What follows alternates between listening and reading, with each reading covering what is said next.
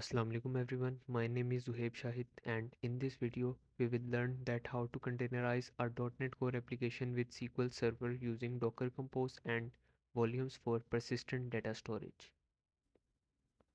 Let's move to the computer screen. First we will install the Docker desktop from the official Docker website. Depending upon the operating system, you can install the Docker desktop. I have Windows, so I have installed the Docker desktop for Windows. Let's move to the ASP.NET Core MVC application in the Visual Studio. I have created a database and a products table in it using the Entity Framework core. You can see the database is named as Docker tutorial. So now let's run this application.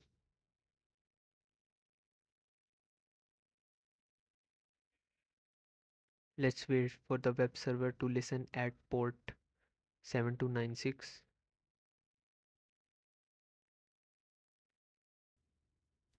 So our app is running.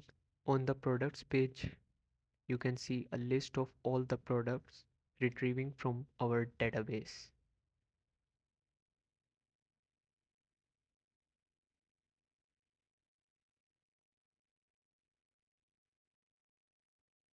So now we will start the process of Dockerizing our ASP.NET Core application. First of all, we will take the backup of our database. For this, I have connected to SQL Express in SQL Server Management Studio.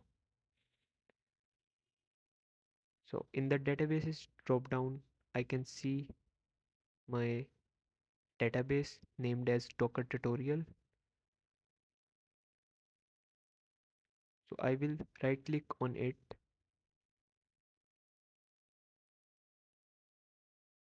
In the tasks, I can see backup option.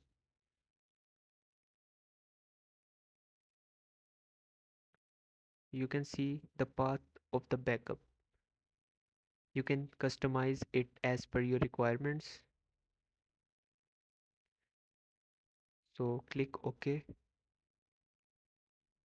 and the backup of the database has been completed successfully.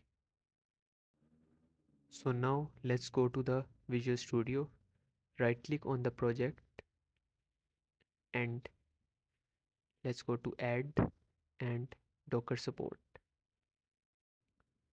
Keep the settings as it is and click OK.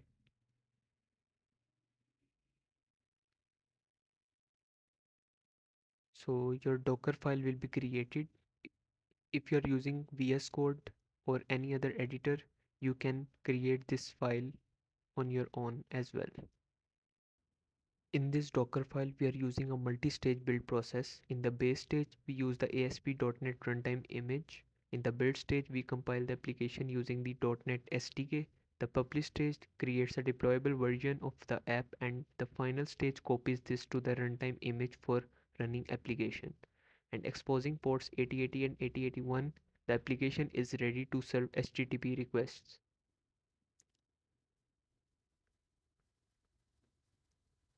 Now we will add a docker compose.yml file.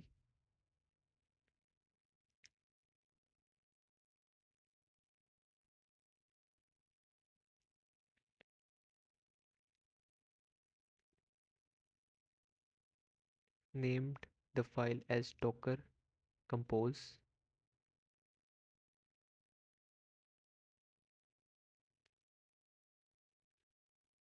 So this file defines the services for our setup.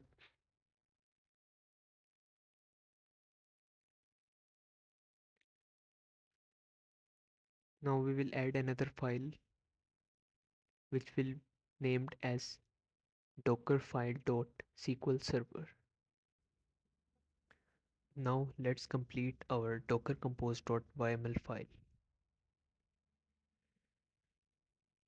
The first section defines the services we will be using. Let's start with the database service. Here Docker tutorial DB is the name of our SQL Server service. This name is also used as the hostname for other containers to communicate with it.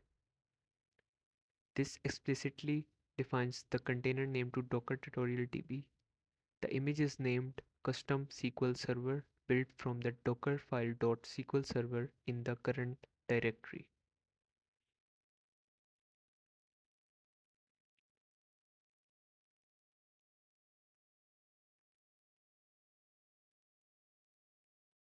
This maps the container SQL Server port 1433 to the host machine's port 1433, allowing us to access it locally.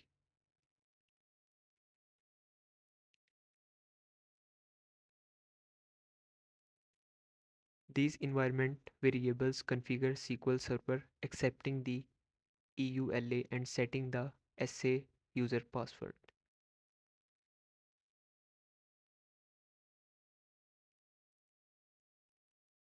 Networks. The database is added to the custom network called Docker tutorial. Volumes. The first volume, SQL Server underscore data, persists the database files. The second is a bind mount, mapping the host's backup directory to the container for easy access. Let's copy the path of the backup directory where all our backups are placed.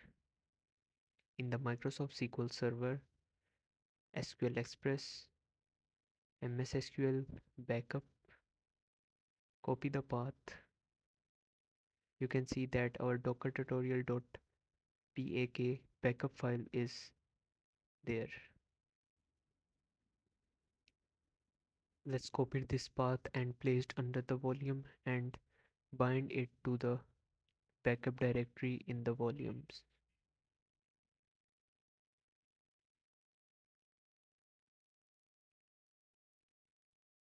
So now let's configure the web application service. The web service represents our .NET Core application. This maps the container's application port 8080 to port 5000 on the host machine.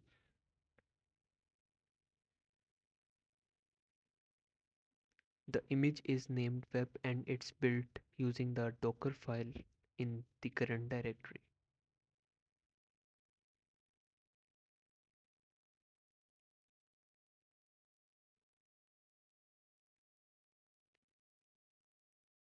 We have defined the Docker file name here.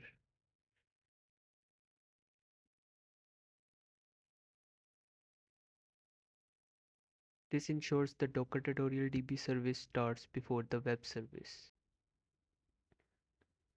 Like the database, the web app is added to the same Docker tutorial network for the communication.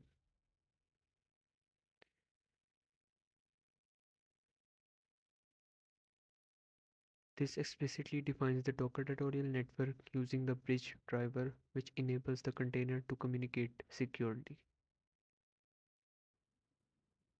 Let's define the volume section. The SQL Server underscore data volume is defined here, allowing Docker to manage it and persist data outside the container lifecycle. Now let's complete the Docker file.sql server.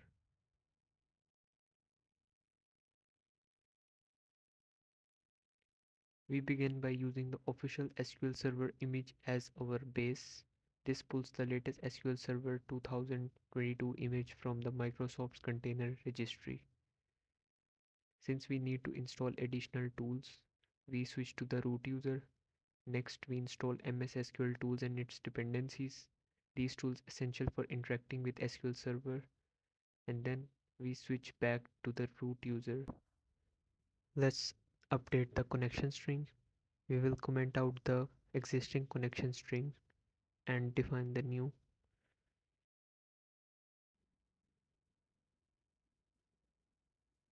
Data source specifies the hostname of the database server. Since our SQL Server container is named Docker tutorial DB in the compose file, we use that as the data source. Initial catalog sets the name of the database we will be connecting to, which is Docker tutorial.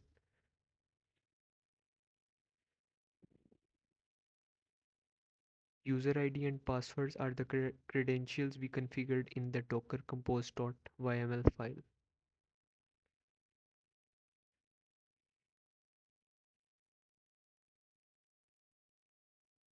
Encrypt and trust server certificates options ensure the application connects without SSL related issues in our development environment.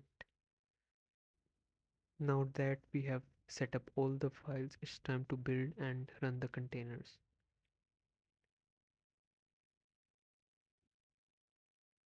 First, let's open a terminal in a directory containing our docker compose.yml file.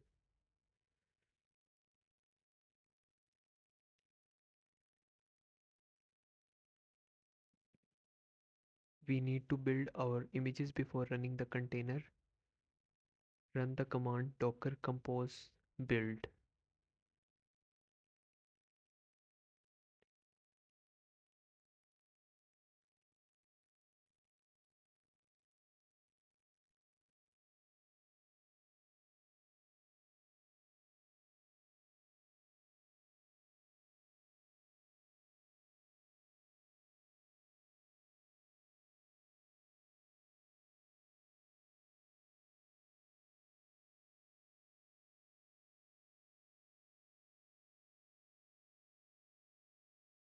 So now our images have been built. So let's run the command docker compose up.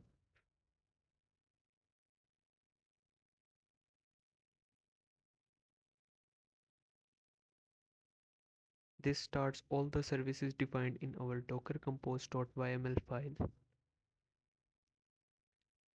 -d runs the container in detach mode, meaning they'll all run in the background. Once the command is executed, Docker will build the SQL Server image using the dockerfile.sql server, build the .NET Core application using the Docker file, create and start the containers for both the services. We can verify the containers on the Docker desktop. The web application is running on the port 5000. Now that our containers are up and running, the next step is to restore the database from the backup file we created earlier. We will use SQL CMD tool to execute the command in the container. -s localhost specifies the server instance, -usa-p.net at 123. These are the SQL Server admin credential we set earlier. -q option let us pass an inline SQL query. This query tells SQL Server to restore the database from the backup file located in the container, and move clauses ensure the database and log files are placed in the containers directory. Let's run the command now, copy paste it into the terminal and run it.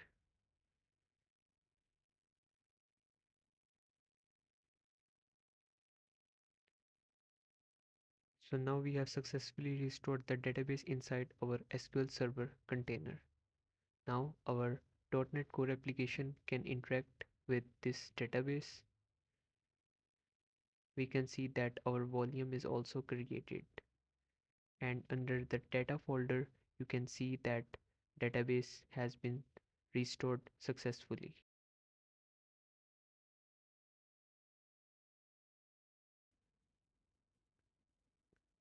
Now let's access our web application running at the port 5000.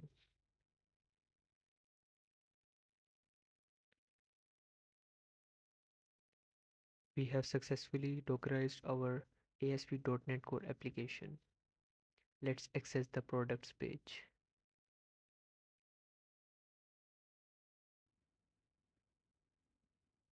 Initially we have two products, so let's add a new product.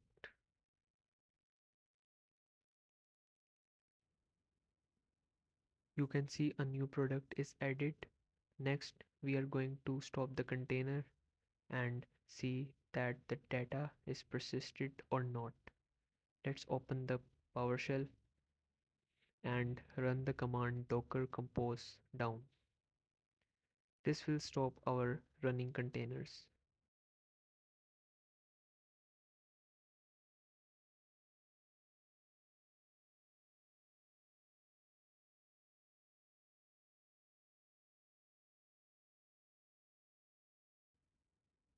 Let's rerun our containers with docker compose up command. Run it.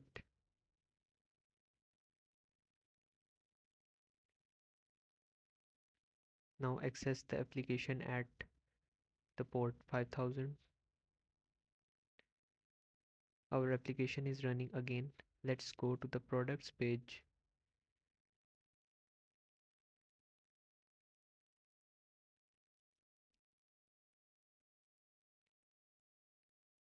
And you can see the third product is still there that we added before stopping the container. This is how the Docker volume ensure data persistence.